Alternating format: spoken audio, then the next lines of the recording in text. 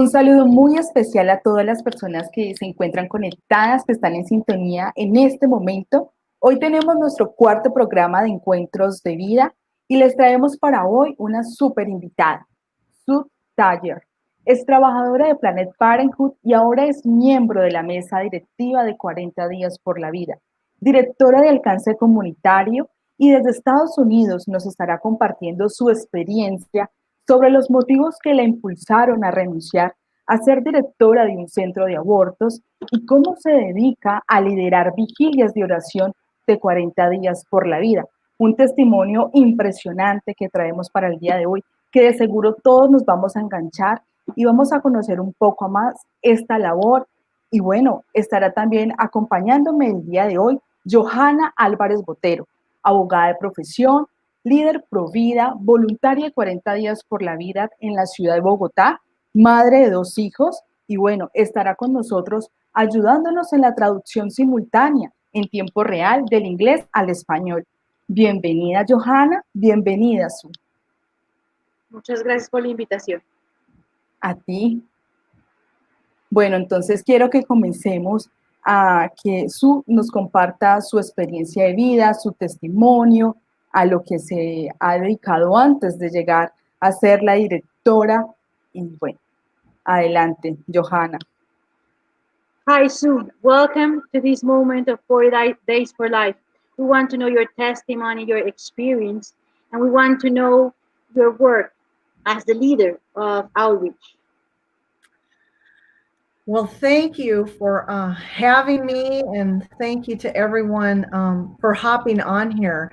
And I'll try to kind of go through my story and then be glad to take questions or visit more, whatever I can do. So my story really started in the...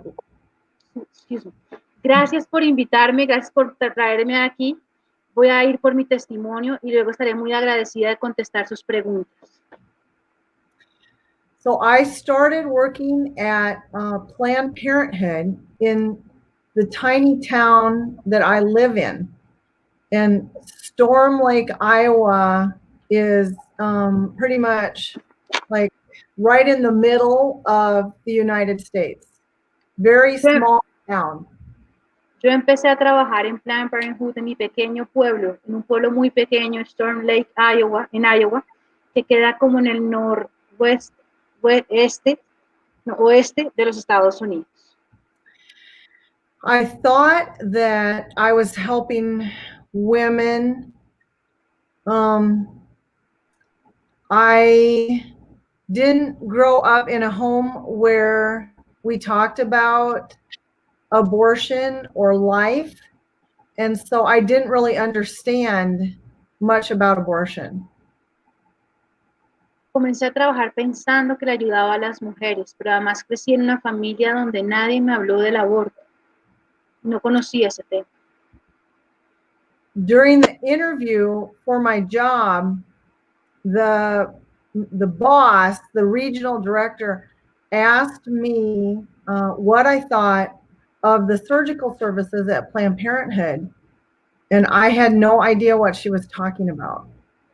Cuando el gerente general me entrevistó, me preguntó que yo qué opinaba de los servicios quirúrgicos del aborto que ellos prestaban. Yo no sabía de qué me estaba hablando ella. And I asked her what surgical services, and she said, well, we do abortions in 3 or 4 of our centers. And I said, I think abortion is murder. Ella me dijo que el procedimiento quirúrgico que hacían era el aborto. Y ella dijo, eso no me gusta. Dijo, nosotros hacemos los abortos en 3 o 4 centros que tenemos en el estado. She said to me that it's not murder unless the fetus is viable, like it can live outside the womb. It's not murder. And I said, I think we're not going to agree on that because there's a little heartbeat there long before it can live outside the mama's womb. Sue le dijo que ella no estaba de acuerdo con el aborto porque era un asesinato. Y la gerente general le dijo, no, No es un asesinato mientras el bebé no esté por fuera del vientre. Mientras sea un feto, no es un asesinato. Ella le dijo, no creo que nunca logremos un acuerdo en esto. So I was surprised to get the job because I basically said I was not pro-abortion, but they hired me anyway. Fue increíble que me contrataran, porque ellos sabían que yo estaba en contra del aborto, pero igual la contrataron. So the center that I managed was family planning only, no abortion. But if you're a boss there, you have to go to the abortion unit and work. El centro que yo manejé de Planned Parenthood en el pueblo era un centro de planeación familiar. Pero igual como gerente de un centro de estos tenía que ir a los centros donde practicaban los abortos.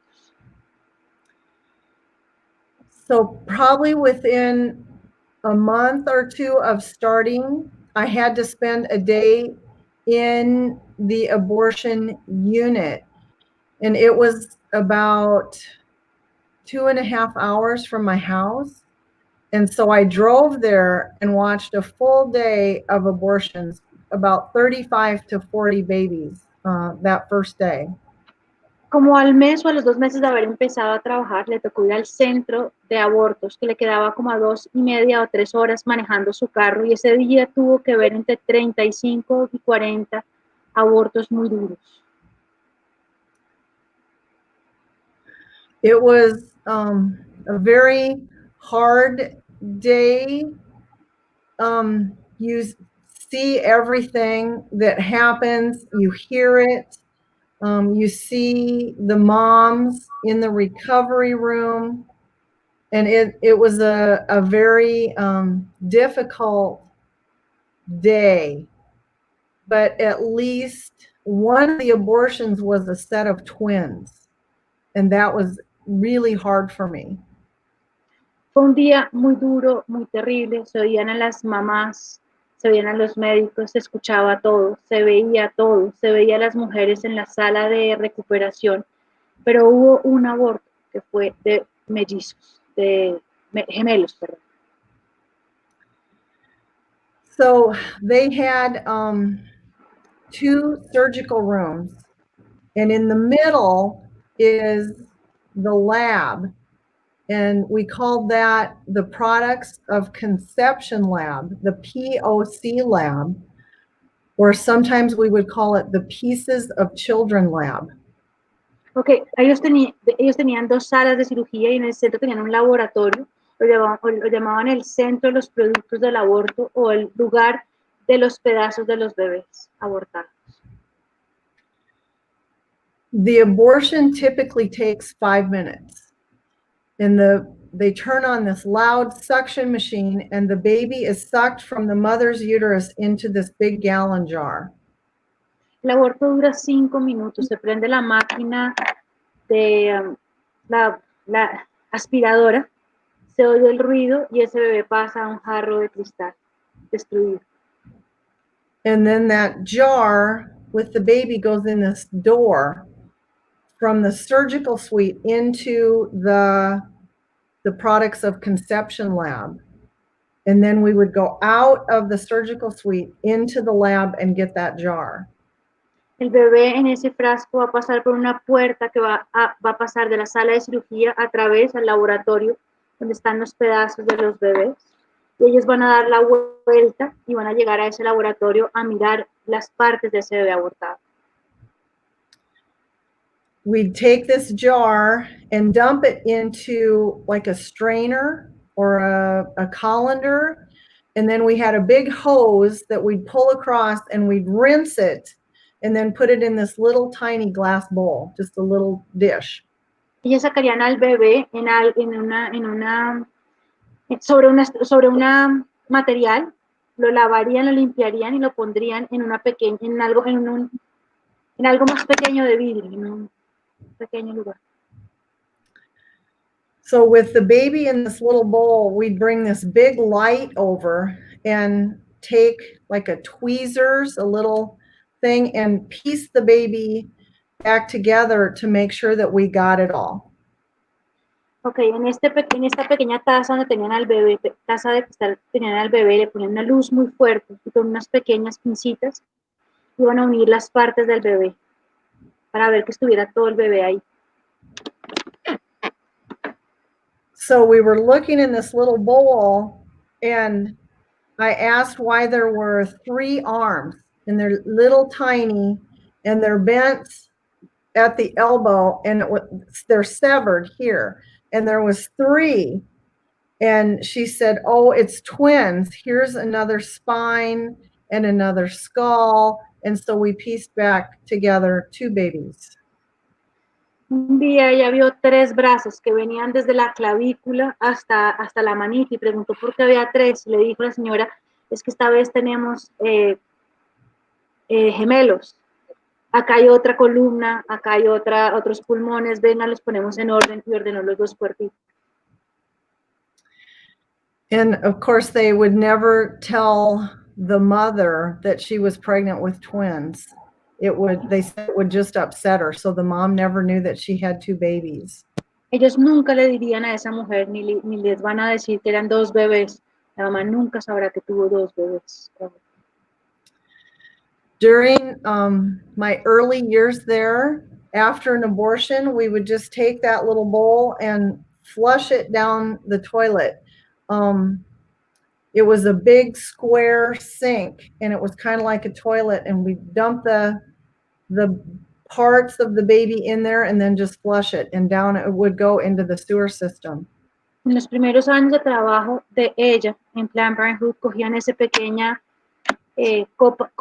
cosa de cristal, esa pequeña recipiente de cristal y lo botaban en un gran inodoro, en un gran espacio cuadrado que era como un inodoro y lo botaban por la tubería, las partes de sus bebés abortados. Then later, instead of doing that, they would put the parts in these little red biohazard bags, and we would put them in the freezer, and the biohazard man would come and pick them up. And we called the freezer the nursery because that's where we kept the babies. Ok, después lo que hicieron fue meter esos bebés en las bolsas rojas que dicen peligro, las guardaban en unas neveras y le decían como el jardín infantil, como el nursery, como se dice el lugar donde están los bebés recién nacidos. Así le decían y esperaban a que llegara lo que pasa en Colombia, que viene el camión especial de los desechos orgánicos y peligrosos de manejo de las clínicas. So working there in the abortion industry, you get, your heart gets really hard. And you have to have a hard heart to be able to do what you do all day. Trabajar en un lugar como estos te endurece tu corazón y tienes que tener endurecido tu corazón para poder trabajar en un lugar como este. So that first day in the abortion unit is a test to see if you make it through it or not. And if you don't, you'll never move up in Planned Parenthood. But if you make it through it, then you go on to the next level and you're in the inner circle. And I made it through that. And so that's how I managed to stay there as long as I did. Ok, ese primer día que tenían que ir al centro de abortos y presenciar los abortos, los medían. Si tú no podías soportar ese día, te sacaban inmediatamente de Planned Parenthood, pero si podías, seguías al siguiente nivel, y eso fue lo que pasó con ella, que pasó al siguiente y al siguiente nivel durante toda la vida que duró en Planned Parenthood. I worked there almost 18 years. I was the manager of 2 Planned Parenthood centers for 5 of the years there, and one of them for the whole time that I was there. But I did sexuality education all over my area, and I would go into the high schools and teach teenagers, students, about birth control and sexually transmitted infections and abortion. and encourage them to come to Planned Parenthood. Ella trabajó casi durante 18 años en Planned Parenthood. Durante 5 años fue la directora general de 2 centros de Planned Parenthood, pero ella se dedicó a todo lo que fue la educación sexual, los anticonceptivos. Ella entró en los colegios, en las universidades a hablar de todo el tema de la prevención, ¿sí? Y los anticonceptivos y todo esto de control a la natalidad. The abortion industry sells abortions, and they claim to be pro-choice, but they're really all about abortion. For example, when a woman goes in and she thinks she's pregnant, Planned Parenthood does an ultrasound, but they don't let the mom see it. They always turn that screen away so she can't see her baby, and they turn the sound down so she can't hear the heartbeat. Planned Parenthood vende abortos. Ellos se creen que son en pro de la decisión, de la mujer, pero ellos solo venden abortos. A las mujeres, por ejemplo, les hacen ecografías, no les entregan nunca el impreso de la ecografía y apagan los sonidos para que no oigan nunca a su hijo. They know that even if a woman is seeking an abortion, but she sees her baby or hears the baby, like 90% of those women headed in for an abortion will change their minds, because once they see it or hear it, their mama's heart kicks in and they can't do it. Ellos saben que si la mamá oye o ve al bebé, el 90% de las mujeres van a luchar por ese embarazo. Por eso es que no quieren que las mujeres los oigan y los vean. Every manager of a Planned Parenthood has a quota or a goal for how many abortions they do or how many abortion referrals. And if you don't hit your goal each month, you can get into trouble. You can not get your raise. Everything is tied to your productivity and how many patients you see and how many abortions you refer or schedule or do. Los directores generales de un centro de Planned Parenthood tienen una cuota que tienen que cumplir. Si ellos no cumplen con esa cuota de abortos o de referir abortos, de mandar abortos a otro centro, van a bajar su productividad y eso les va a bajar sus ingresos. This is why the staff is so really want to encourage women to have an abortion, because if they don't hit their goal. But we would say things to women like, if you don't get it scheduled today, the price is going to go up if you wait, because every week the price would go up because the baby was getting bigger. Ellas tienen que promover el aborto, entonces ellas tienen, como cada aborto va contra su cuota, tienen que promover el aborto, tienen que llevar a la mamá a entender que es mejor abortar ahorita, porque cada día el aborto va a subir de precio, porque cada día el bebé va a ser más grande. Tienen que llevar a la mamá a entender que es mejor abortar ahorita porque es más barato. We would say things to women like, how much can you pay today? And if they would say they couldn't pay anything, then we would say, well, how are you going to take care of a baby? How are you going to buy diapers? And have you priced car seats? Why don't we just go ahead and get the abortion scheduled for you right now? And that way we close the deal. Ellas cogen a las mujeres, les dicen, bueno, ¿cuánto tienes para pagar hoy? Si no tienes eso para pagar, imagínate cuánto te vale tener al hijo. Tienes plata para comprar los pañales, tienes plata para comprar la silla del carro, y así la llevamos a decirle, ves, es mejor, aborta hoy.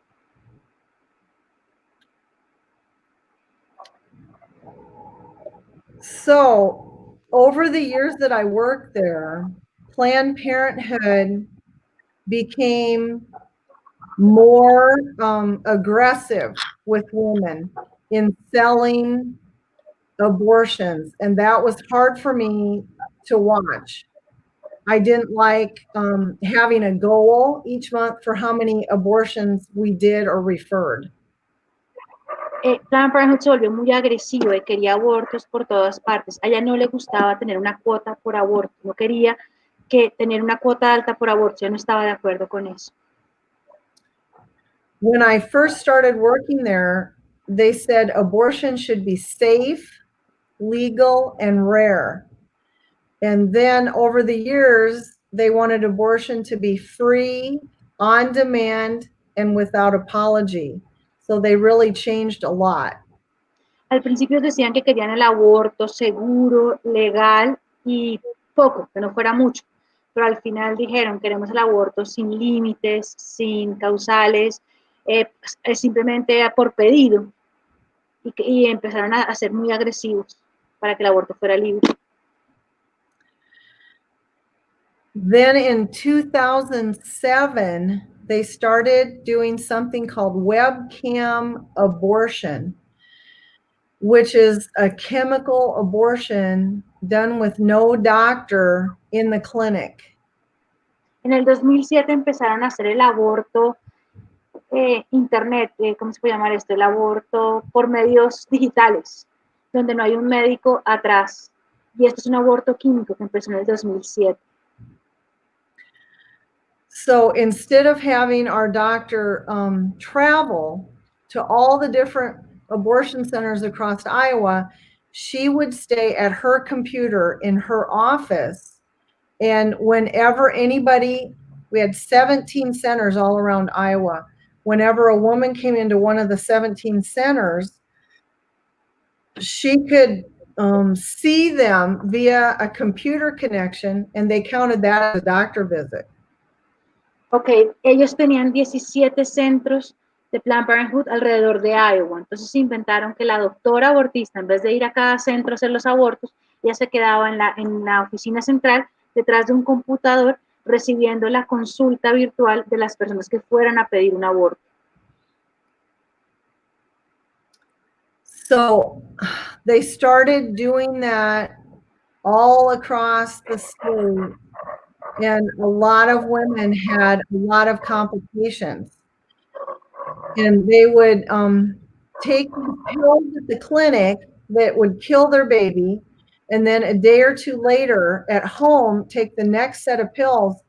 So they would deliver this dead baby at home alone. Entonces empezamos a tener los abortos químicos donde la mujer venía, tomaba 2 pastillas que matarían a su hijo. Luego se iría a casa y 2 días después, entre 2 días después, ese bebé muerto saldría de su cuerpo. And the workers would tell women that you'll have like a heavy period, a little extra bleeding. You might see some clots, but they never use the word baby or fetus. So when a woman would see this little tiny baby, they would panic and not know what to do. And sometimes they would even bring them back into the clinic, their little baby, and say, you didn't tell me it was a baby. Tuvieron muchas complicaciones y le dijeron a las mujeres, va a tener de pronto sangrados más grandes, un periodo más largo, de pronto ciertos coágulos. Nunca le dijeron que iban a tener un feto saliendo de su cuerpo. Las mujeres cuando veían a ese bebé saliendo de su cuerpo se choqueaban. Algunas de ellas llevaron a sus bebés en bolsas de regreso a los centros de abortos de Planned Parenthood. During the same time in my own life, I was learning more about the Lord and Jesus, and starting to question if what I was doing there was right in God's eyes. Paralelamente yo estaba empezando a conocer al Señor, a conocer a Jesús. Me empecé a preguntar si lo que yo estaba haciendo estaba bien para el Señor.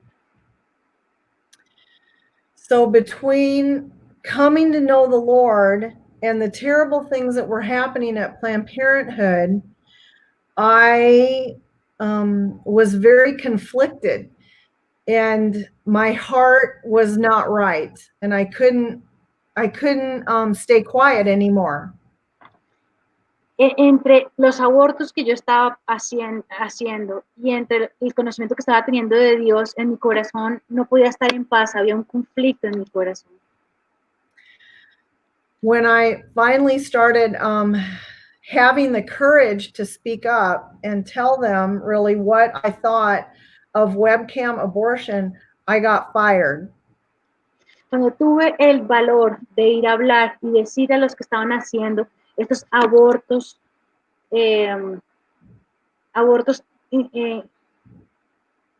internéticos, como se llaman, en la web, ¿sí? La echaron. I'm a single mom with 5 kids, and it was very scary to not have a job after almost 18 years of a steady job with a lot of pay and great benefits.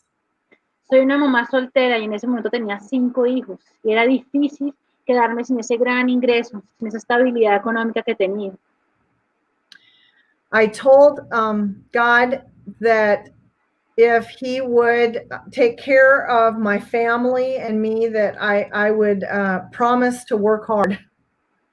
Ella le dijo a Dios, si tú te encargas de mi familia, yo te prometo trabajar duro. He honored my promise and would always send work, and we were able to stay in our same home, and I was very blessed, and I continued to grow in my relationship with the Lord, but still something was not right. Dios honró su promesa, escuchó mis oraciones, mantuvo mi familia, pudimos mantener la casa, yo seguí trabajando y seguí creciendo en mi relación con Dios, pero sin embargo había algo que no estaba bien.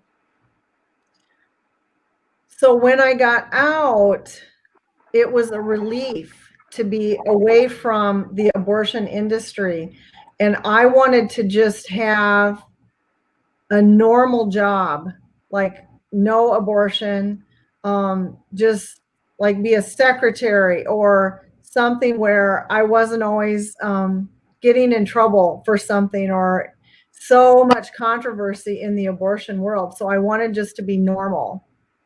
Cuando ella se salió de Planned Parenthood, quería conseguir un trabajo donde fuera normal, donde no hubiera tantas cosas tan feas, quería ser una secretaria, donde hubiera algo mucho más tranquilo. Su vida ha sido muy terrible en Planned Parenthood, quería salirse a un trabajo normal, sin tantas altibajos, sin tantas cosas tan extremas. 2 years after I got out, I couldn't even drive down the street where I used to work because I could not bear in my heart to think about them doing abortions there. Los siguientes 2 años, cada vez que bajaba por la calle, me sentía en el corazón muy triste, no podía entender, me dolía ver que ahí estaban cometiendo abortos. And in my spirit, I just was not at peace. So I asked God what he wanted me to do. And I thought that all I would need to do is tell some people about what was going on there. And then I would be free of the guilt of all the things that I had done. Como yo pasaba por ahí me sentía tan mal, le dije al Señor, ayúdame con esto, necesito sacar esta culpa, en qué debo trabajar. Ella creía que si le hablaba a unas personas de lo que pasaba allá adentro, su culpa se iba a ir. But God had much bigger plans for me than that. And in my mind, I was thinking, I don't want to do a 40 days for life. I knew about what 40 days for life was because some of the centers in our affiliate would have people come and pray. And the managers there hate 40 days for life because women don't come in for their appointments if somebody is outside praying and holding a sign. Okay, ella pensó que era así salida de su culpa, pero Dios tenía planes más perfectos. Pero ella no quería meterse a 40 días por la vida. No conocía 40 días por la vida, pero sabía de este movimiento por los demás centros de Planned Parenthood que le decían que era terrible cuando había gente orando afuera, porque las mujeres incumplían sus citas.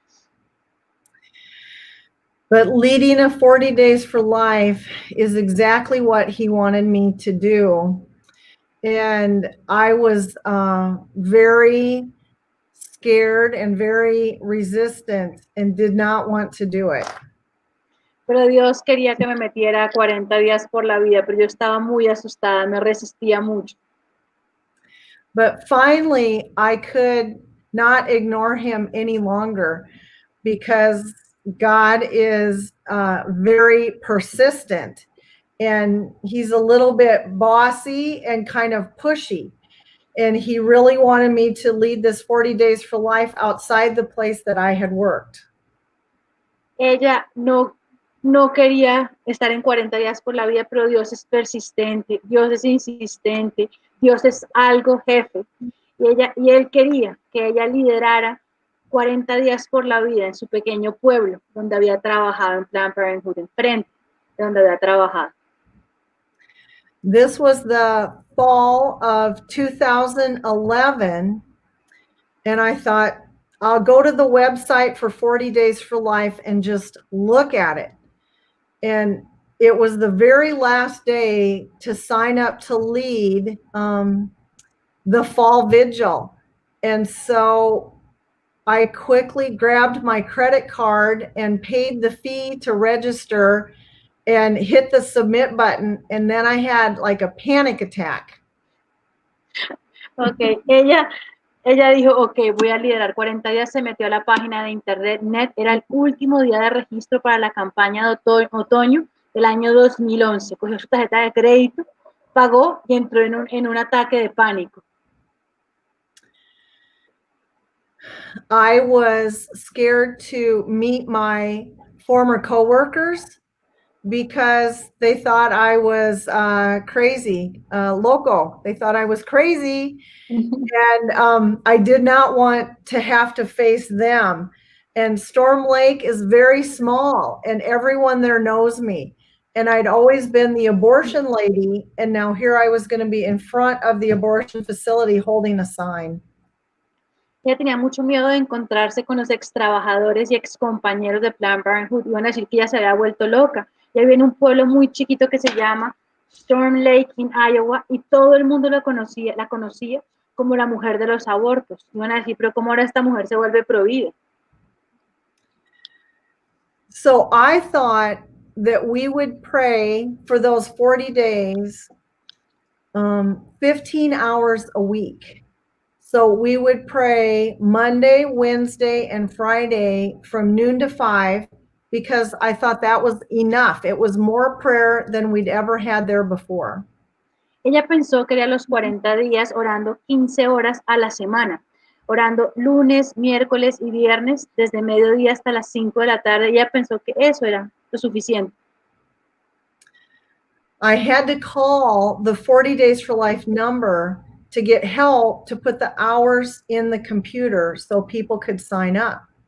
And the lady asked me what hours I wanted, and I told her 15 hours a week, and I told her the hours, and she said, you know, we usually pray for 24 hours a day.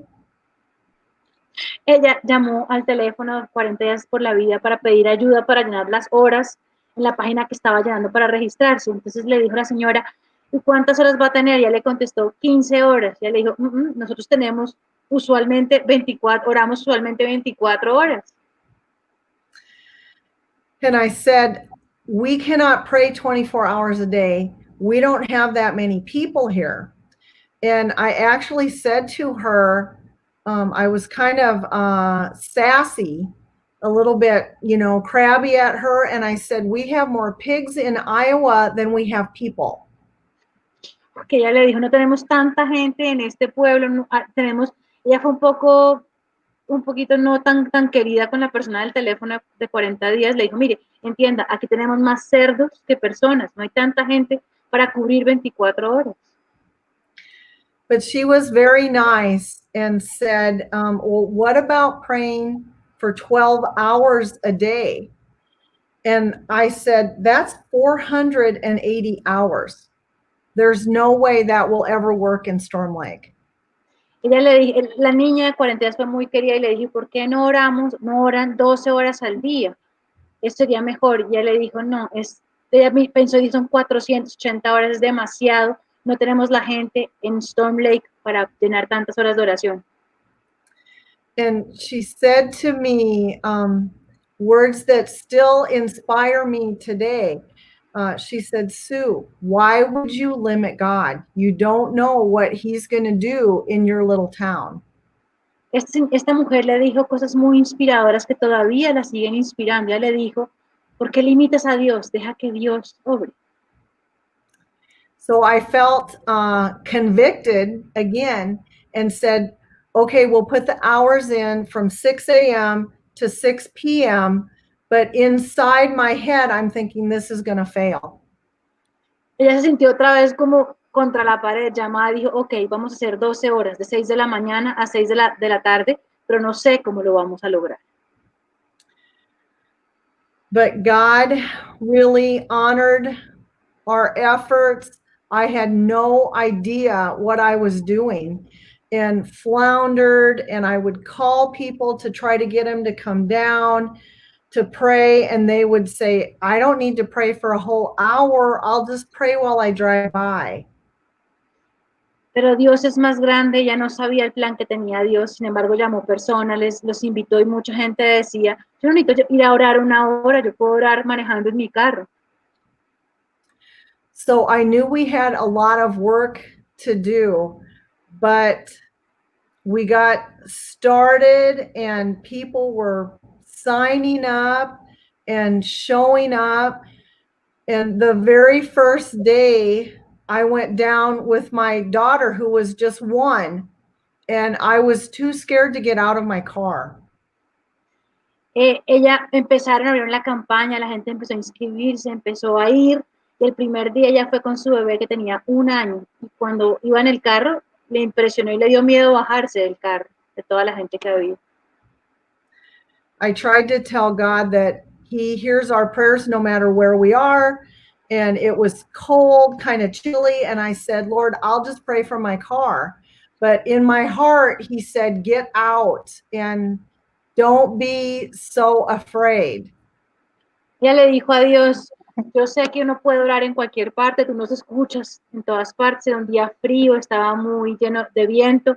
Ella le dijo a Dios, yo puedo rezar aquí desde mi carro. Y ella en el corazón, no, te bajas y vas allá.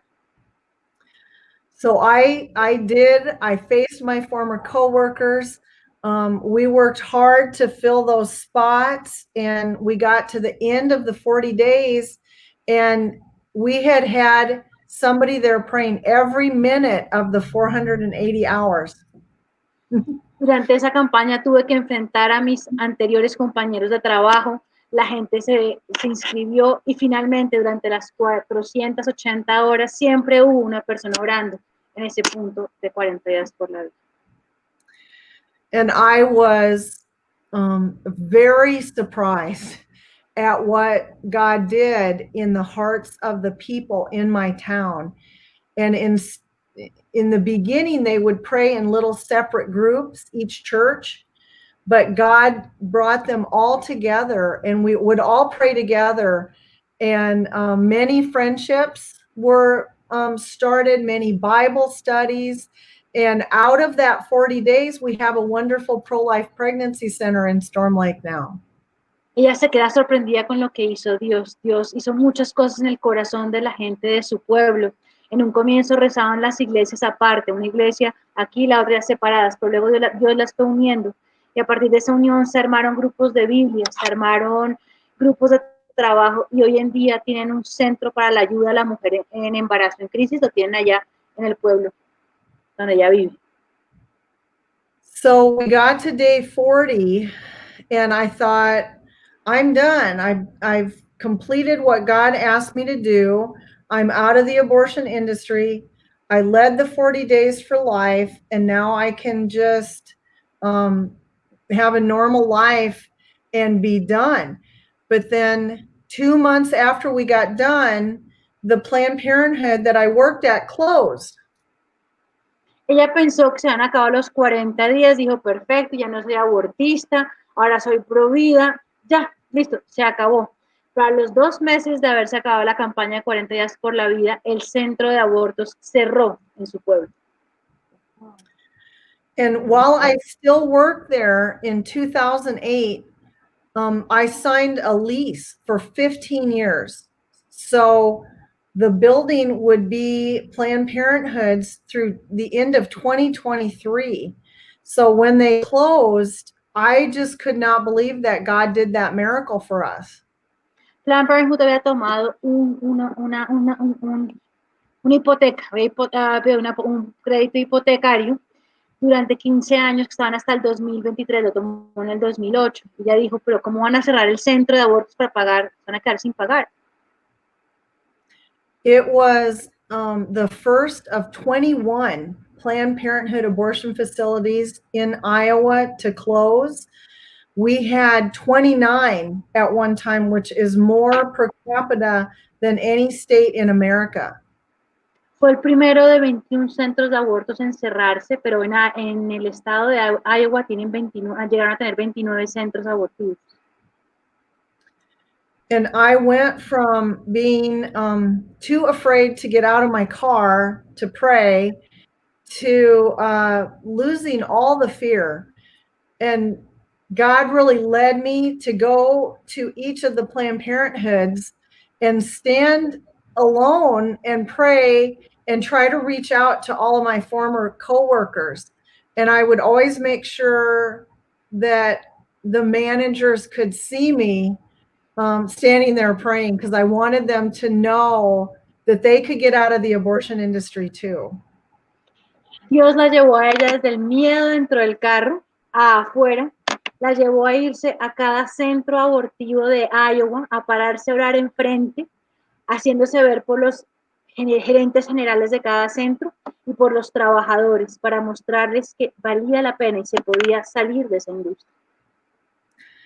So because of what God did in my life and my heart and in Storm Lake, I was such a huge fan of 40 Days for Life because it works. The prayer and fasting works.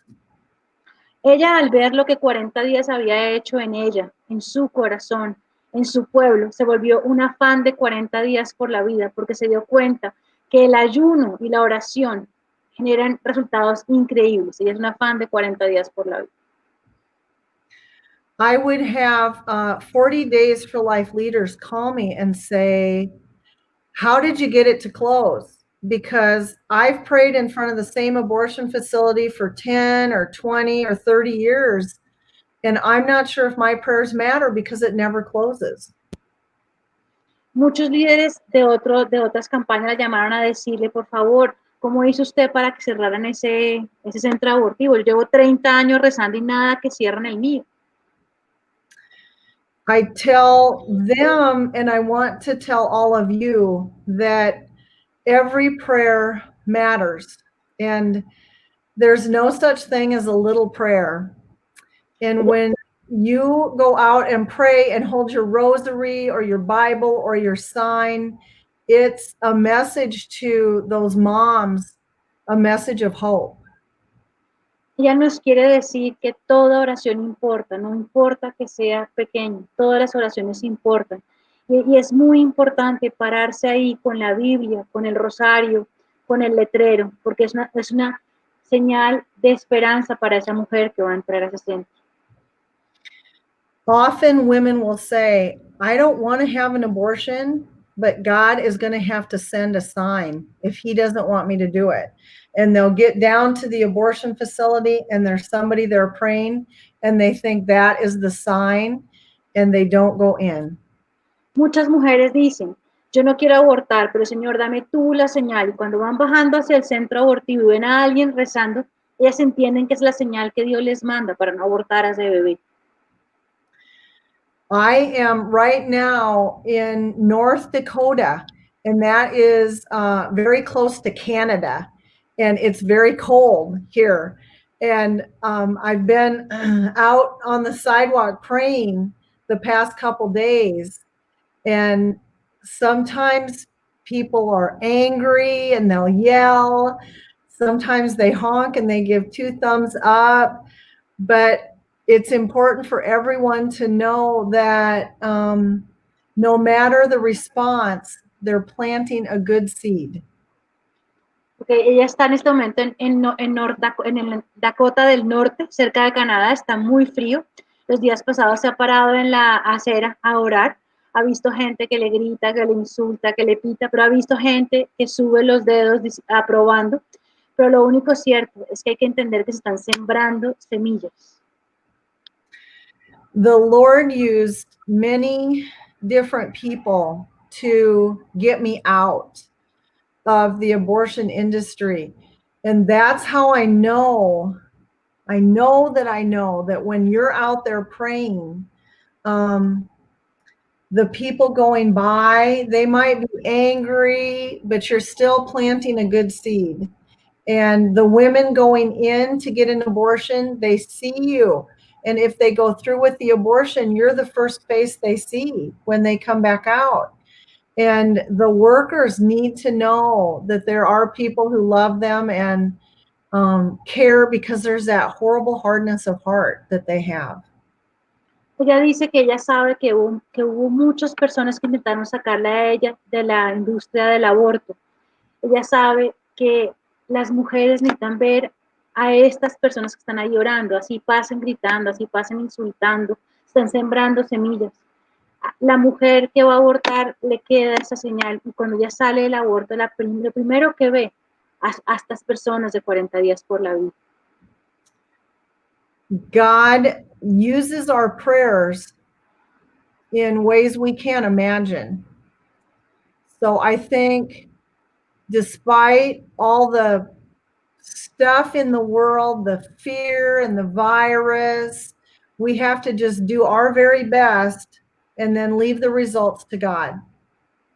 Dios usa las oraciones de una manera que no lo imaginamos. No importa el virus, la pandemia o lo que sea, la oración, Dios hace cosas increíbles con la oración. No nos alcanzamos a imaginar. Así es. And this fall, you probably all know this, but you are part of the largest ever 40 Days for Life vigil. We're in 588 locations all around the world, 36 countries. And of course, we're so proud of Lourdes and Pamela and all of you in Latin America, because our campaigns there have just blossomed, and we are so thankful for every person that comes out to pray. Dice que somos parte de la campaña más grande de 40 días por la vida en el mundo. Esta es la campaña más grande de la historia. En esta campaña hay 588 puntos de oración, hay 36 países. Y ya están muy agradecidos y muy contentos con los resultados de Pamela y de Lourdes, y los resultados de Colombia, un país que ha dado resultados tan maravillosos. And I'll close with this, and then we can do some questions. But if God calls you to do it, he calls you to pray or reach out to a woman, he's going to equip you, and you will be prepared. And if you have a little bit of fear, the Bible tells us 365 times, don't be afraid. And courage comes in little tiny doses, just when you need it. Ok, si tú sientes que Dios te llama a orar o a hacer la asesoría de acera, el alcance de acera, ¿sí? Hazlo. Si tienes miedo, no tengas miedo. La Biblia dice 365 veces, no tengas miedo. Nuestro Señor te va a equipar. No tengas miedo. So, does anyone have questions? ¿Alguien tiene alguna pregunta? Yes, we Sí. have questions. Sí, tenemos varias preguntas.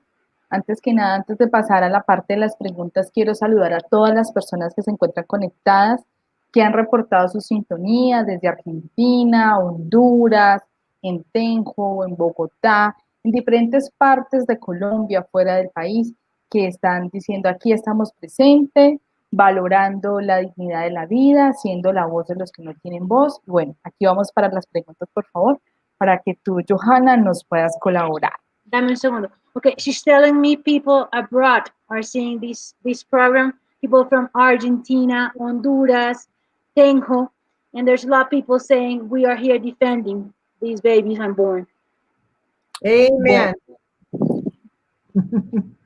De 40 días por la vida en Tenjo nos preguntan cuál es el perfil para ser directora de una de esas clínicas donde se promueve el aborto.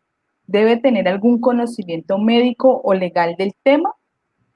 Okay, 40 Days for Life in Tenjo ask you which is the characteristics a general manager of Planned Parenthood should have. They should have medical knowings, or what kind of people? Well, they will basically hire anyone. Most of the managers have some kind of college degree, but the thing that I found the hardest was when they were going to be doing those webcam abortions. You need to do a transvaginal ultrasound, and that's a very invasive procedure to do. And they had non-medical people like managers and clinic assistants doing that after one day of watching somebody else do it. It was very unsafe. Básicamente a Planned Parenthood no le importa a quién contratar, no tienen como unos requerimientos especiales. Básicamente ninguno de los directores generales podrán tener, casi ninguno podrá tener una base universitaria. Pero lo que sí fue grave con estos webcam, los abortos de webcam, los hechos por internet, lo que fue grave es que se necesitaba una transvaginal, una ecografía transvaginal. Y esto era muy terrible porque sin ningún entrenamiento, estas personas lo hacían después de ver un día entero a alguien hacer las transvaginales, gente sin el entrenamiento necesario, hacía estas ecografías tan invasivas. Ok, algo bastante fuerte. Bueno, Johanna, otra pregunta que tenemos igual de Tenjo. En el momento en el programa de la parte de educación, ¿sí? En la promoción de planificación familiar, si se trabaja por cuotas, los programas educativos que se hacen en las escuelas y en las universidades van enfocadas de alguna otra manera a inducir los abortos antes de prevenirlos. ¿Ese era el objetivo que ellos manejaban? ¿Inducir el aborto antes que prevenir? Okay, they're asking you about all these teaching you made in schools and college about planification, They want to know if that education programs were directed to abortion or to planning and preventing. The whole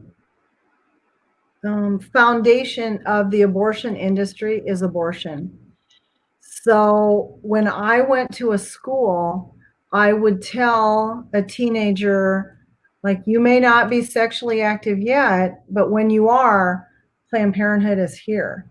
And you can come to the back door. We won't tell your parents. And then we would buy like the least effective birth control pills on the market, knowing that many women get pregnant on them. They would fail, and then we would be there to do that abortion. La industria abortiva es abortista. Lo que hacíamos en los colegios era decir, no están en edad todavía para empezar su actividad sexual, pero si la empiezan, allá está Planned Parenthood. No se preocupen, entran por la puerta de atrás, no le decimos a los papás, no se preocupen. Pero además, le daban a las niñas la pastilla del día después más barata que había en el mercado, porque así estaban seguros de que iban a venir por el aborto, porque iban a haber embarazos. And it was very easy to get into a school by calling like the family living teacher or the biology teacher and offering to go. And they would say, sure, come in. And once you went one time, then you kept going back, and you'd get so the kids would know me. and then they would come to Planned Parenthood.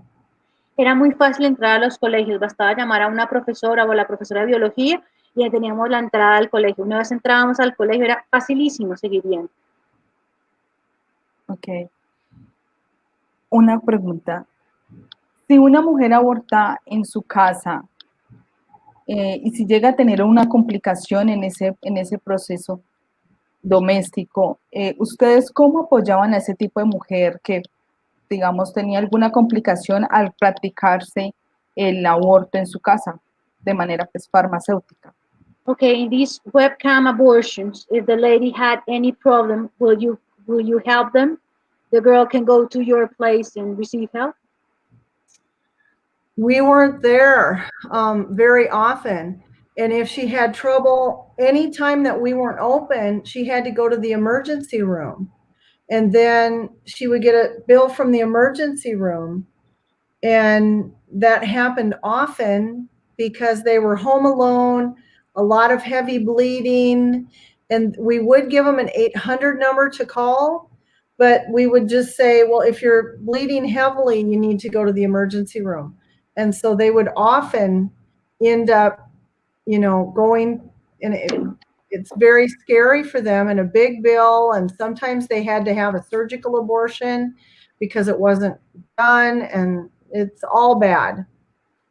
Okay, ellos no estaban abiertos durante todo el tiempo. Entonces, si las mujeres tenían el sangrado extremo durante el tiempo que ellas estaban cerrados, les tocaba irse a urgencias.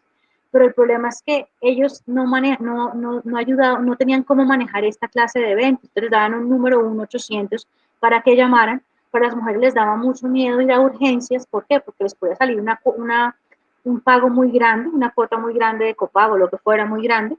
Pero además había la posibilidad de que les tuvieran que hacer un aborto quirúrgico porque el aborto no había sido completamente hecho con los pastillas. And now 13 states in America have an abortion app on a smartphone where you download this app and you can talk to an abortion doctor on your phone, and then they overnight these abortion pills to you. Hay 30 estados en Estados Unidos que tienen una app del aborto. Ellos les piden a un médico y simplemente por la noche le mandan por correo las pastillas.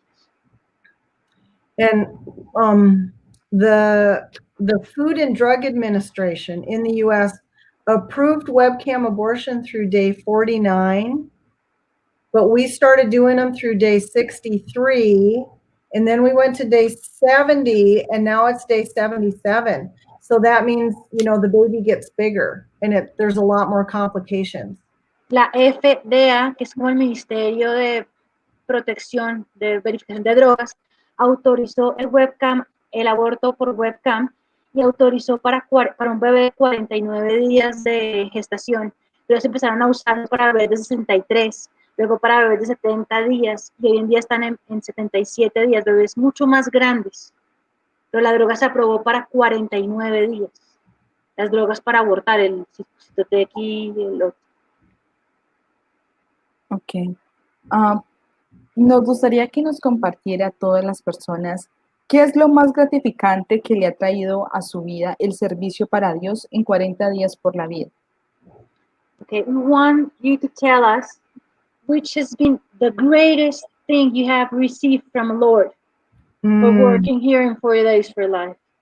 Oh, well, I would have said during my 40 Days for Life that I was on the sidewalk. At the end of that, I was so close to the Lord, and I spent all that time one-on-one with him on the sidewalk, and I'd never been closer to him. So that's what I would have said before. But now that I work for 40 Days for Life, it's hard to say just one thing, but I guess my favorite thing is getting to meet all the leaders, and like calls like this where I get to, talk with all of you. And of course, now we're in the 40 days and we're getting all these reports of babies being saved. And we had 43 babies the first 6 days. And so I'm just very thankful. All of us on the team rejoice over every baby. And so that's probably the very best thing. But just seeing people get out there and pray, it's such a blessing. Okay. La mayor bendición que recibió cuando estaba parada en la acera fue que al terminar esos 40 días terminó muy unida a Dios, terminó uno a uno en oración con el Señor. Pero ahora que trabaja en 40 días por la vida, su mayor alegría, la que más la agrada es conocer líderes, charlas como estas, conocer la gente que ora, conocer los testimonios, pero conocer los bebés salvados. Está feliz de saber que hoy, 6 días de campaña, hay 43 bebés salvados para la gloria de Dios.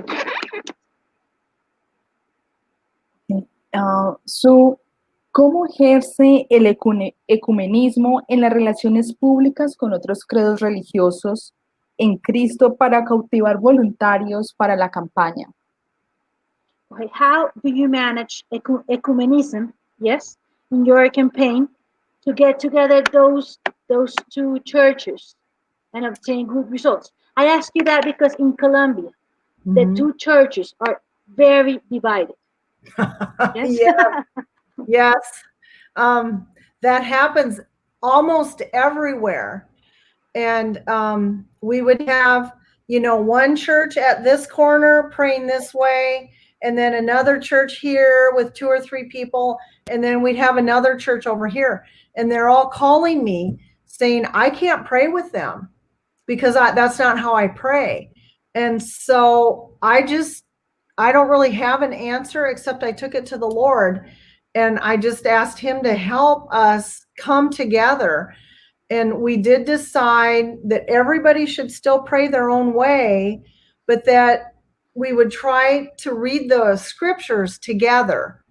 And so we had a Bible there, and we carried that Bible and read it out loud, and we would pass it, to the next person. We just kept reading the Bible. And I think that was it, that brought us together. The scripture says faith comes by hearing the word. And so we were reading it and then hearing it, and any problems were just gone. No more. Ok, esta división de las iglesias pasa en todas partes. Ella le pasaba, un grupo se hacía a la derecha, otro a la izquierda, otro más allá, con 3 personas. Le llamaban, le decían, yo no rezo como ellos, yo no quiero rezar como ellos. Ya simplemente le llevó eso a Dios. Entonces lo que hicieron fue leer las escrituras, leer la Biblia, Santa Biblia, leerla, y la fe entra por el oído. Entonces leían y oían, entonces la fe se fue uniendo y todos empezaron a unirse, a leer la Biblia. Okay. Nos gustaría conocer su visión respecto a esta situación. Muchas personas se van a los extremos y dicen, ¿qué pasa si una niña de 11 años es violada y queda embarazada? ¿Por qué no abortar? El bebé no tiene la culpa, pero ¿qué sucede con la salud de esa niña? Many people go to the extreme, they will say, what happens with a little girl of 11 years that was raped and she's pregnant? Why we cannot let her abort? What happens? The baby doesn't have the guilt. And what happens with the health of this little girl? Mm-hmm. What will you say to those people? Well, the best thing always, any question, is to be kind and loving. And of course, if an 11-year-old is raped, that's a horrible, horrible tragedy. But to perform an abortion on her is going to double the trauma. And it's something that she's going to have to live with all of her life.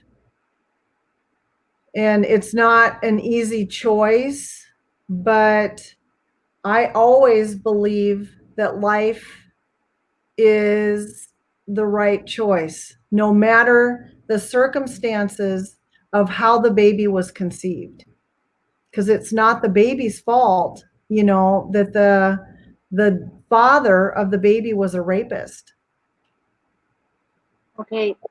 Ella piensa que toda pregunta debe contestarse con amor, con paciencia, con ternura. Ella cree que una niña de 11 años abusada es algo terrible, pero darle a ella el aborto es generarle 2 traumas. Y ella va por la vida, no importa cómo fue concebida, ella va por defender la vida. Así el padre del bebé sea un abusador sexual o un violador, ese bebé no tiene la culpa. Y hay que ayudar a defender esa vida. We used to tell women that once they're pregnant, there's no easy choice. You either have to have an abortion, you have to give birth, and then you either have to parent or choose adoption. And those are none of them are easy. I mean, you either commit to raising a child for your whole life, you make a decision to terminate that child's life, or you can pick other parents that can raise the baby because you can't do it. So it's very difficult and there's no easy solution. But that's one of the reasons that webcam abortion is so popular, because women find out they're pregnant and take those pills to end the pregnancy all in one visit without any thought. Let me think something. ¿Qué es lo que pasa con los webcam abortos? El aborto viene muy sencillo, la mujer se da cuenta que está embarazada y aborta. Pero ella le dice a la mujer que fue violada, que fue abusada, este caso de 11 años, le dice que cualquier decisión que se tome es muy difícil, ya sea tener al bebé, criarlo, va a ser difícil, abortarlo, va a ser difícil, darle una adopción, va a ser difícil. Todas las opciones son difíciles. And in the abortion industry, the workers call somebody who supports abortion in cases of rape or incest hypocrites, because they say, well, if they support life for every baby except the ones that are conceived in rape or incest, they're not really pro-life. So we would call them hypocrites. Do you see what I'm saying? Yes. Ellos dicen, los pro vida debemos entender que los que hablan de que cuando es un aborto en un caso de violación o de incesto, hay que aceptarlo. Esos son hipócritas, hay que llamarlos hipócritas. Porque ¿cómo pueden defender una vida y otra no? ¿Cómo se va a defender la vida de un bebé que no es de un violador y no defender la vida del que es hijo de un violador? Hay que defender la vida y no hay que ser hipócritas. Okay. Bueno, tenemos una pregunta que ya está directamente en el idioma inglés. Johanna, para que por favor nos colabores.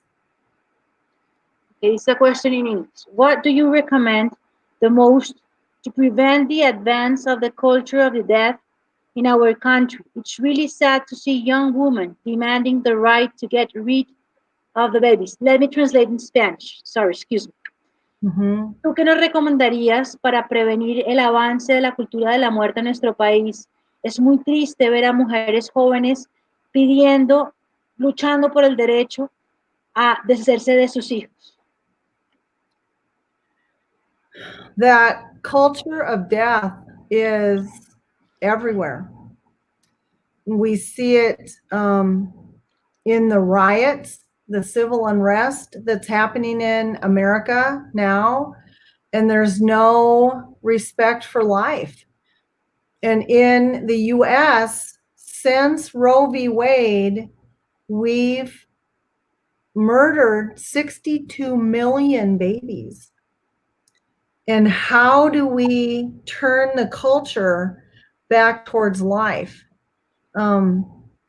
It's a hard question, but I believe one heart at a time, and sharing the love of Jesus on the sidewalk is a wonderful way to do that. But if you encounter somebody that is not a Christian, they don't want to hear about God created life or abortion is murder because it's wrong to God, you still have science. And we know the moment the sperm and egg meet, there's life. It's growing every day. It grows and changes, and that's the very definition of life. So if someone can take the time to look at an ultrasound online of even like a 12-week baby, you can see all the little tiny parts and know that it's human. And usually even the hardest hearts change when they see a 4D ultrasound, because it's so beautiful to see that baby. Ok. La cultura de la muerte está en todas partes, está en los derechos humanos de Estados Unidos, está en la ley de Estados Unidos. Es una pregunta difícil, la solución es, ella cree que la solución es corazón a corazón, persona a persona, es llevando el amor de Cristo a cada persona. Si la persona no es católica y no quiere, o cristiana, y no quiere entender que la vida viene de Dios y que la vida es sagrada, está la ciencia. Y basta ver una ecografía en internet de un bebé de 12 semanas para darse cuenta que hay pedazos humanos, pedazos de un ser humano, que adentro hay un bebé. Y con la ciencia se puede ganar ese corazón también. Does that answer the question? La pregunta quedó respondida, pregunta ella. Sí, fue completa la respuesta. Sí, parece que sí, hasta ahora no nos han dado otra contrapregunta. One heart at a time is the best way. Un corazón por un corazón por cada momento. Esa es la solución, corazón a corazón, un corazón por corazón. Ok. Bueno, tenemos otra pregunta desde Costa Rica, una voluntaria de 40 días por la vida en Costa Rica, Maribeth Marín. Le gustaría conocer un poco más, o que Sud nos compartiera acerca de las consecuencias posaborto en las mujeres, ya que es un tema que suelen ocultar. Desde la experiencia y el conocimiento que Sud ha tenido años atrás en su trabajo y en lo que ahora se dedica, ¿qué nos puede decir al respecto? Okay, this is a question from Costa Rica, from a voluntary of 40 Days for Life. She wants to know, in your experience, which consequences, post-abortion consequences, are for the woman, because the women are hiding those consequences. So we want to know really, which are the consequences of an abortion?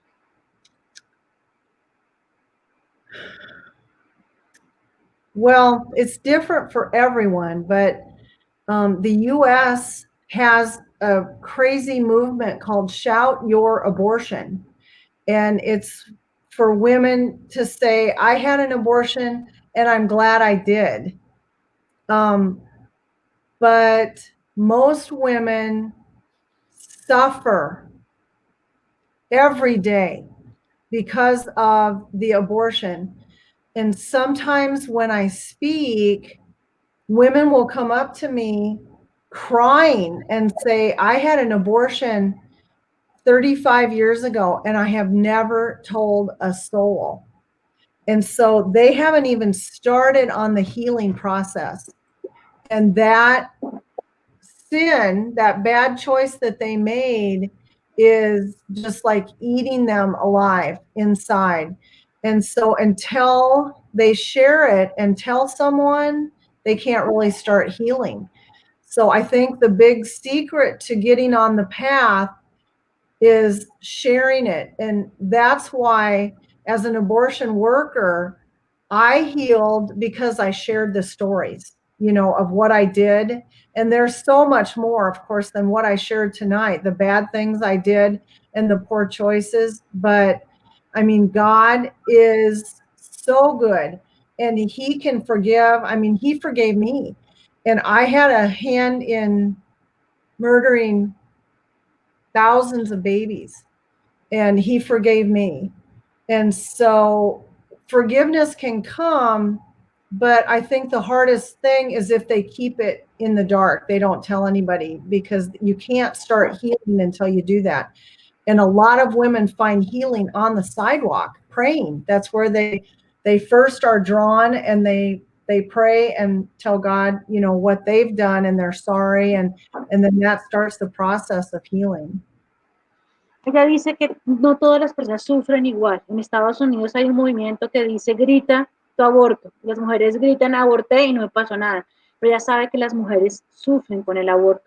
Ella ha visto a mujeres que en las vigilias se le acercan a decir, yo aborté, y ve las heridas que hay que sanar.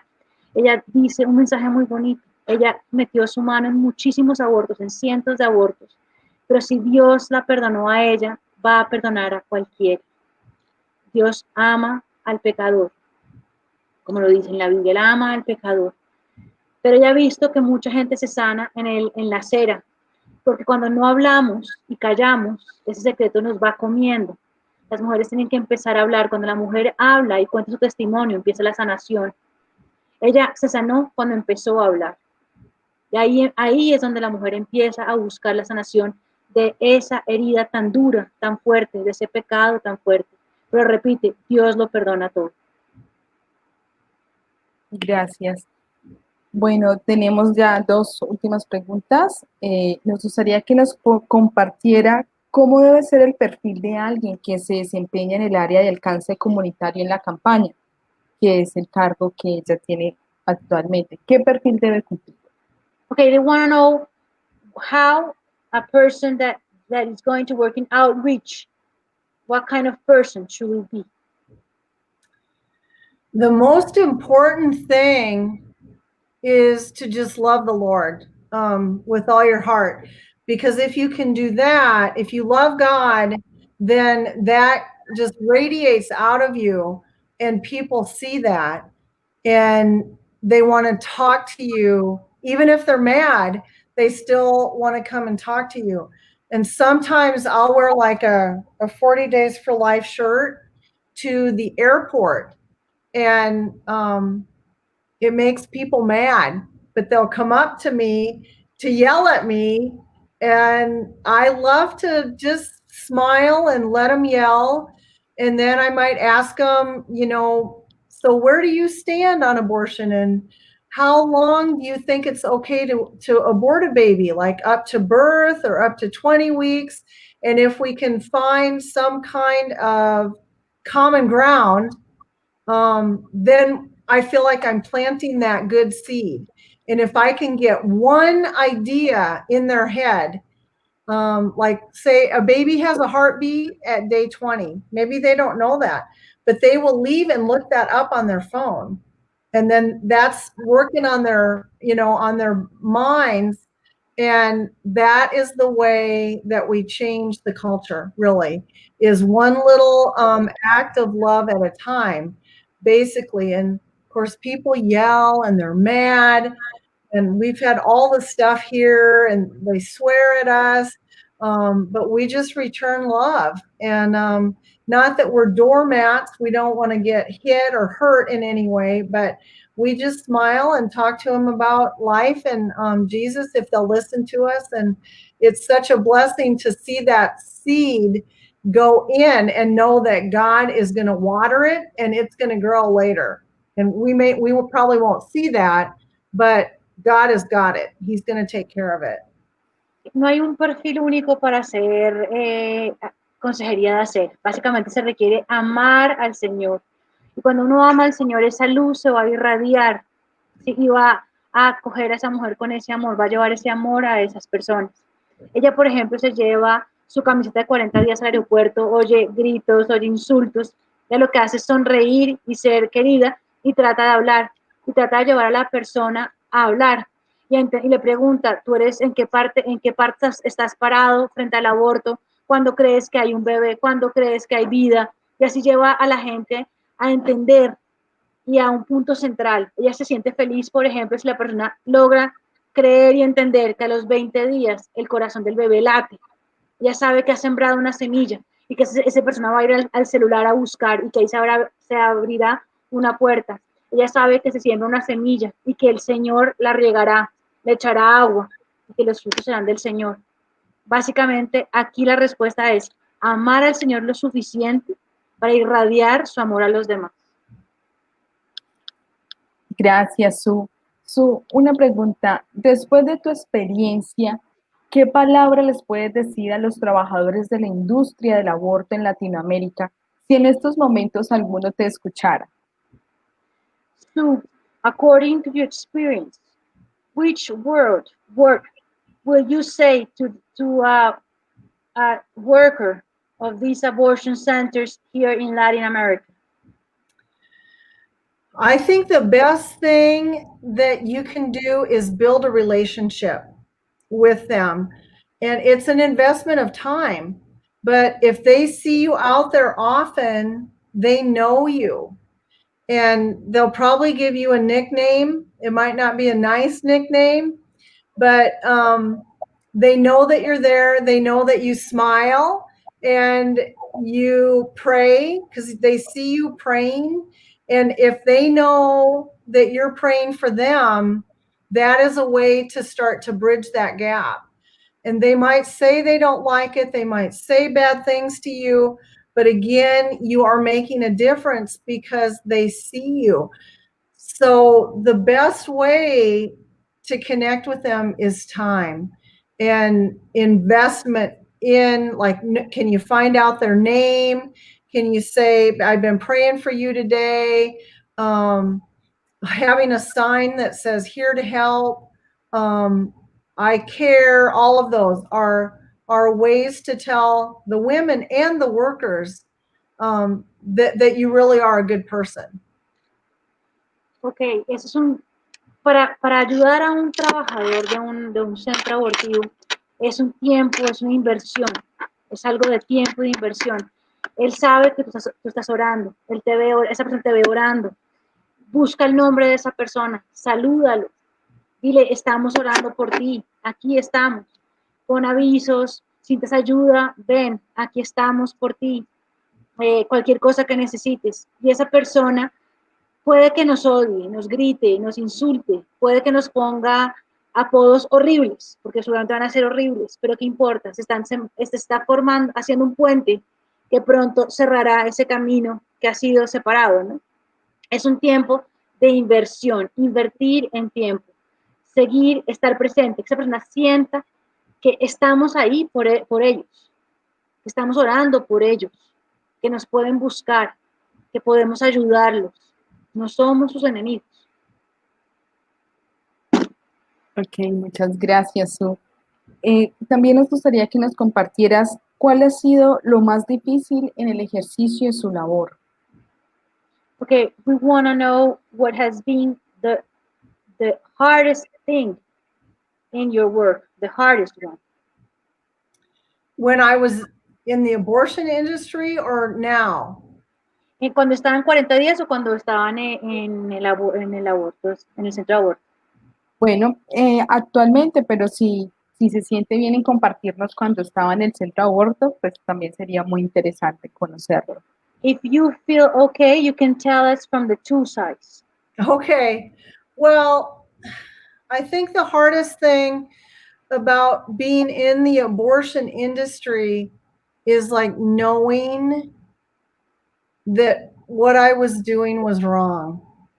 And an example is that there was this man that worked at the business next door, but he would park right in front of Planned Parenthood and our very best parking spot. And he had a note on it, the dashboard of his car, that said, you know, in your heart, abortion is wrong. And he parked like right there every day for a month. And that was really hard on me because it was like God was talking to me. You know, in your heart, abortion is wrong. And so struggling with that, but yet being afraid of losing my job was really hard. Cuando estaba en el centro de abortos, lo más duro fue darme cuenta que lo que hacía estaba mal. Por ejemplo, el hombre que trabajaba en el negocio al lado del centro de abortos, parqueaba enfrente del centro de abortos y le ponía un letrero en la parte trasera de su carro que decía, los abortos están mal, y eso era un golpe a su conciencia, pero igual ella necesitaba el trabajo. And now, I think in 40 days, I mean, it's hard to be on the sidewalk and you might see a baby saved, but you see 4 women go in and know that they're getting an abortion, and you can't help or stop them. And it's a feeling of helplessness. because I know that they're going to regret that. And it's going to be really hard for them. And it may take them 10 years, 20 years. They might not know it until they get to heaven and stand before God. But it is wrong. And seeing them do that, but not being able to like reach out to them and talk with them, I think is probably the hardest thing. Lo más duro en 40 días estar parado en esa acera es salvar a un bebé, la alegría de un bebé, pero ver que 4 mujeres se van directamente al abortorio y que no se pudieron parar, no se pudieron alcanzar, no se pudo hacer nada por ellas. Pero lo más triste es saber que ellas un día se van a arrepentir. Se van a arrepentir a los 10, a los 20, a los 30 años, o quizás nunca lo hagan hasta que lleguen a enfrentar al Señor en su juicio particular. Que eso allá le duele, que es lo que más duele, ver que un día esa mujer se va a dar cuenta de lo que hizo. Gracias Y lo más por triste es no poder hacer compartir. nada por ellas, ¿no? No poder hacer nada por esas que no se pueden ayudar. Gracias. Otra pregunta. ¿Cómo fue el momento, si nos puede compartir cuando se encontró por primera vez a sus excompañeros, por así decir, de que trabajaban cuando ella trabajaba en el centro de abortos, al encontrarse a sus compañeros? ¿Cómo fue esa reacción? Si nos puedes compartir ese primer encuentro que ella haya tenido con algún compañero, o verla hoy por hoy siendo orante. How was your first meeting with the ex-former workers of Planned Parenthood? Your first experience? It was it was really hard. Abby Johnson, I don't know if you know who she is. She's the person from Unplanned. Well, she and I went to this retreat, and I thought we were going to talk about pro-life stuff, but it was all about healing, and I had no idea. And I walked in, and they had the chairs in a circle, and they had Kleenex, like tissues there, because like we were going to cry. And Father Frank Pavone from Priest for Life was the facilitator of it. And we had to talk about like what was the worst thing we saw, the worst thing we did, how many babies did we think we had a part in aborting.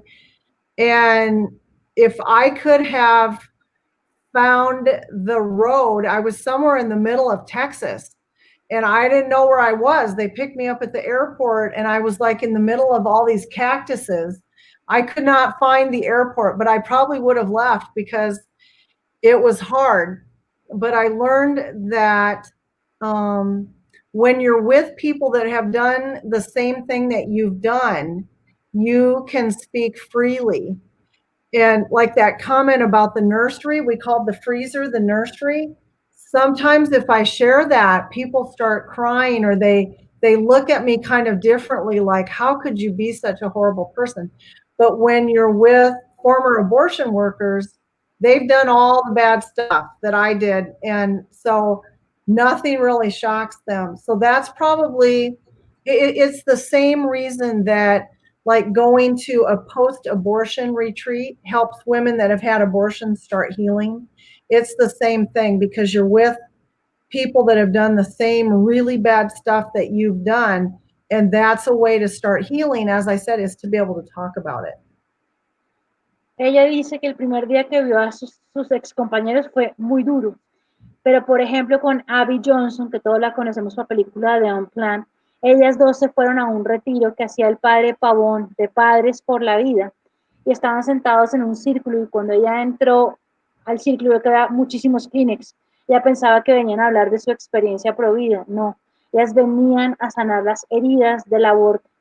Y con Abby hablaron, Dios mío, cuántos abortos practicamos, a cuántas mujeres llevamos al aborto, cuántos bebés pudimos llegar a tener culpa de esos abortos.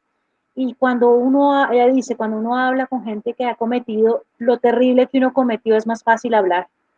Cuando todos en ese lugar hemos hecho lo terrible que yo hice, es más fácil. Por ejemplo, cuando yo hace un rato traduje, que la nevera donde meten en las bolsas rojas las partes de los bebés, ellos lo llamaban the nursery, la nevera de como el jardín infantil de nevera.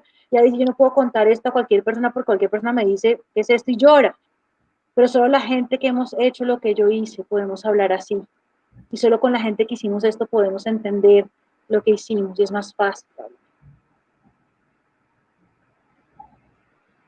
Actualmente, ¿os conoce si hay compañeros que le han seguido a ella, que se han salido de este trabajo, viéndole a ella su testimonio de vida? So you know of any other Planned Parenthood worker that had quit because of your testimony, because of you? I know a lot that I used to work with that are out now, but I can't say it's because of me. But I do know that if workers come out and they don't get a hold of Jesus Christ and real forgiveness, they don't do well. I know a lot of them that have gotten into drugs and bad choices and self-destruction, and that's hard to see. But when you do that work and see those little babies in the bowl day in and day out, you really have to go through a process to get to forgiveness. And if you don't do that, it's really hard. But I've talked to a lot of workers on the sidewalk. We went to Dallas, Texas, and it's the huge abortion facility there, Planned Parenthood. It's the biggest one in the Western Hemisphere. And the manager came outside, and she was standing there, and she has her hands on her hips, and she's mad. And I had on my shirt that said, former Planned Parenthood manager, now I work for 40 Days for Life. And I'm yelling at her going, come here, and look at my shirt, because I wanted to talk with her, and she was just yelling and mad. But they do come out. We've seen over 100 come out during, 40 Days for Life vigils, and there is life after the abortion industry, and we love to see them get a great job and move on from that. But that love that you show them on the sidewalk really is key to getting them out. Ella conoce a muchos ex trabajadores que han salido de la industria, pero ella no cree que sea por ella, que no sea por ella. Si esos ex trabajadores no salen de esa industria por el camino de Jesús, por el amor de Jesús, por el amor de el perdón, ellos van a terminar muy mal. Hay unos trabajadores que han terminado drogados bajo la droga, han terminado tomando muy malas decisiones. Ella, por ejemplo, conoce a muchos, pero un día se fue a Dallas, al centro abortivo más grande del este, no, sí, oeste, y entonces ella se llevó una camiseta que decía, ex trabajadora abortista, hoy trabaja pro life, pro vida. Y el manager la mujer salió del centro abortivo con los brazos así en la cintura, bravo, insultando. Él le decía, ven aquí. ¿Sí? Porque después del aborto hay vida, después del aborto hay perdón, pero solo sale de esa industria con un trabajo en perdón. Cuando una persona ha visto bandejas con bebés en partecitas, su corazón se endurece mucho. Entonces requiere un trabajo muy profundo de sanación interior y de perdón. Y eso solo se encuentra con Dios y con Jesús. Ok, está bien. Bueno, quiero agradecer nuevamente a todas las personas que están conectadas, que nos han compartido sus comentarios, han realizado sus preguntas, de todos los que están en Argentina, Costa Rica, Honduras, Panamá. Ahora tenemos una pregunta de 40 días, Bolivia. Desde Bolivia nos dicen, ¿cuál es ese momento exacto en tu vida que marca la frontera entre lo que eras antes y hacías y tu paso a dejar de trabajar en ese centro de aborto? De verdad, gracias por este testimonio de conversión y la misericordia de Dios. This question comes from Bolivia, but this person is saying, thanks for your testimony, a testimony of mercy and conversion. The question is, which was the moment the moment that changed your life before and after, the moment. Exacto. Exactly. It was a long process, really, because I started there thinking I was helping. Several things happened where I started to see them, the abortion industry, in a new light. I saw them be dishonest and uncaring about the women. So that was hard. But then when they started doing webcam abortion, it was just like my heart broke. And I knew that I wasn't going to be there much longer because I knew I would never do that. And I had done so many horrible things, but that was like a line I would not cross. And so I found this Christian radio station and started listening to Bible teaching and music all the time. And God really used that to touch my heart and to start to soften my heart, because I was so hard-hearted and felt like I was way out of God's reach, like he could never save me. But he did, and he kept calling me back and wooing me and wanting me to come back to him. And it just took me forever to get it and to give in and say, okay, Lord, I surrender my life to you.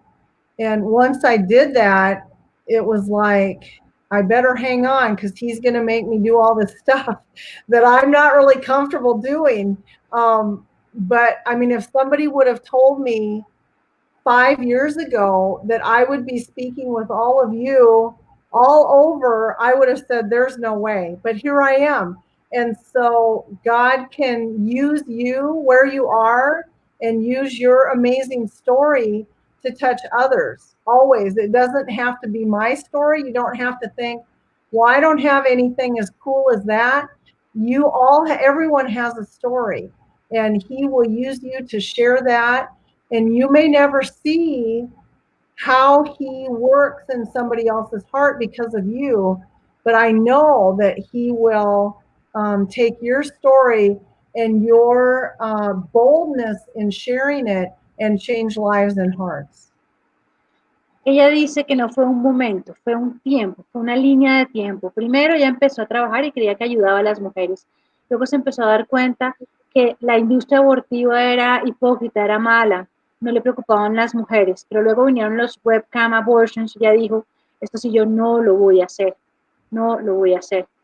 El tema es que ella nunca pensó que Dios la iba a llamar. Ella empezó a escuchar una emisora católica o cristiana donde pasaban música y leían la Biblia, y Dios fue entrando en su corazón y fue ablandando ese duro corazón y fue llamándola. Y cuando ella le dijo, me rindo a tus pies, hago lo que tú quieres, cuando ya el Señor la rindió a sus pies, ella no se imaginó jamás lo que iba a hacer, hablando por todas partes, contando su testimonio por todas partes, contando todo lo que hizo por todas partes. Ella jamás se hubiera imaginado esto hace 5 años, que iba a lograr hacer esto que jamás pensó, jamás imaginó.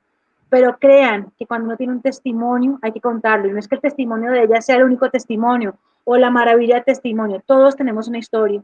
Esa historia hay que contarla, porque nosotros no sabemos Dios qué puede hacer en alguien por el testimonio que damos nosotros. Pero hay que dar esa historia y contar ese testimonio. Y ella es feliz, se rindió al Señor y sabe que el Señor, mejor dicho, ya no sabe qué va a hacer. Dios es el que sabe de hacer cosas que ella jamás pensó. Gracias. Está muy interesante este testimonio, de verdad. Gracias, Su, por tu tiempo, por compartirnos esta experiencia tan enriquecedora. Y bueno, aquí van surgiendo inquietudes en todas las personas que están aquí conectadas, muy pendientes. Y bueno, tenemos 2. ¿Cuál era el objetivo de guardar los restos del bebé en la nevera? ¿Para qué era utilizado?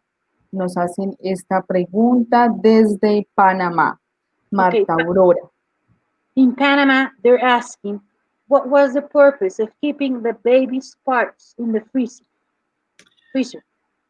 Because it was no longer okay to flush them down the toilet because it would clog the pipes.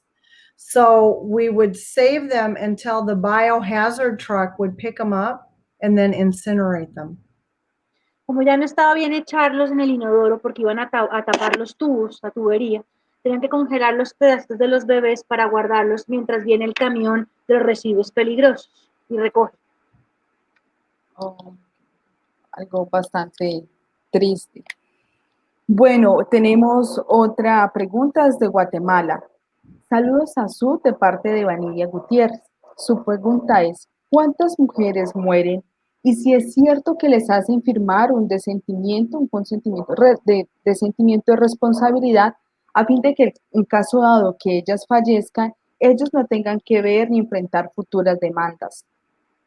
This question comes from Guatemala. She asks you if a girl dies, it is true that they have to sign and I don't remember the name, unresponsible Consent. A consent that says that Planned Parenthood will not be liable for the death. Yep, that's correct. We call it informed consent, and it's a whole big long paper that's got all these things on it, and they just sign the bottom without ever reading it. And so it basically holds the clinic not liable if something bad happens. So one time in my facility, we were putting in an IUD in a woman's uterus, and the nurse that was doing it went too far, and it went through the uterus and into her abdominal cavity, and she had to go have emergency surgery, and we had no liability in it. That was all up to her. Es cierto, en el consentimiento informado que las mujeres firman al final, que nunca leen, dice claramente que el centro de aborto no se hace responsable de nada. Pasó un día que cuando estaban poniendo la T a una mujer, le perforaron el abdomen trasero y tocó ir a la clínica de urgencias, y la compañía Planned Parenthood no fue responsable de nada. Firman cláusulas de total, se liberan de toda responsabilidad legal. Bueno, gracias, Su. Bueno, nuevamente agradecemos a todas las personas que se han conectado. Hemos llegado al final de nuestro programa. De verdad, muchísimas gracias, Su, por tu valioso tiempo, por tu testimonio, por tu experiencia. De verdad es muy inspirador, muy motivador para todas las personas que estamos aquí, que hacemos parte de esta gran familia de 40 días, para seguir trabajando y luchando por esta causa, por defender la vida, por ser la voz de los que no tienen voz. A ti, Johanna, de verdad, muchísimas gracias por ese valioso tiempo, por tu traducción, y de verdad esperamos seguir en estos espacios compartiendo, conociendo más testimonios de vida, y de verdad los esperamos en nuestra próxima emisión. Recuerden nuestra cita los días jueves a las 7 de la noche. De verdad, muchísimas gracias. Thank you, Sue, for your time, your experience, your generosity, for inspiring us in this battle for life. Thank you very much for your time. You are welcome, and thank you to all of you for all you do. And one day I will hope to come and be able to meet you and pray with you on the sidewalk, and we will all be together, and it will be wonderful. Gracias por la invitación. Ella espera venir un día acá con nosotros para conocernos y para orar con nosotros frente a un centro de estos.